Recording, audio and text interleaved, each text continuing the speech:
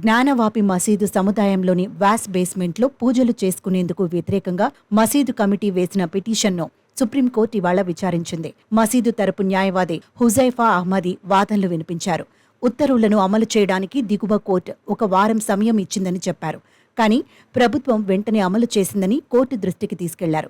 ఈ విషయంపై తమకు హైకోర్టులోనూ ఊరట లభించలేదని వాదించారు. పూజలను తక్షణమే నిషేధించాలని డిమాండ్ చేశారు.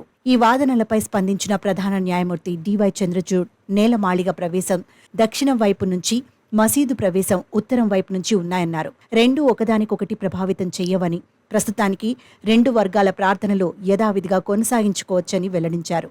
మసీదు దక్షిణ నేలమాళిగలో హిందువులు పూజలు చేసుకోవడానికి దిగువ కోర్టు అనుమతి ఇచ్చింది. ఈ ఆదేశాలను అలహాబాద్ హైకోర్టు సైతం సమర్థించింది.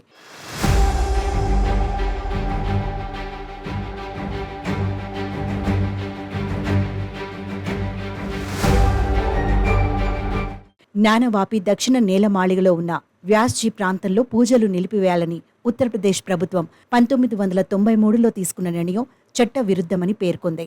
చాలా కాలం నుంచి నడుస్తున్న ఈ వివాదానికి సంబంధించి ఏఎస్ఐ సర్వేకి గత ఏడాది జూలై 21న కోర్టు అనుమతి ఇచ్చింది. దీంతో సర్వే అనంతరం డిసెంబర్ 18న రిపోర్టు కోర్టుకు అందింది. కాగా వారణాసిలోని వివాదాస్పద జ్ఞానవాపి మసీదు ప్రాంగణంలో అధికారులు నిర్వహించిన సర్వేలో సంచలన విషయాలు బయటపడ్డాయి. గతంలో ఉన్న భారీ హిందూ దేవాలయాన్ని కూల్చివేసి మసీదు నిర్మించారని సర్వేలో తేలింది. ప్రస్తుతం మసీదు స్థానంలో గతంలో ఆలయం ఉండేదని సర్వేలో వెల్లడైంది. మసీదు నిర్మాణంలో ఆలయ స్తంభాలను, రాళ్లను వినియోగించినట్టు తేలింది.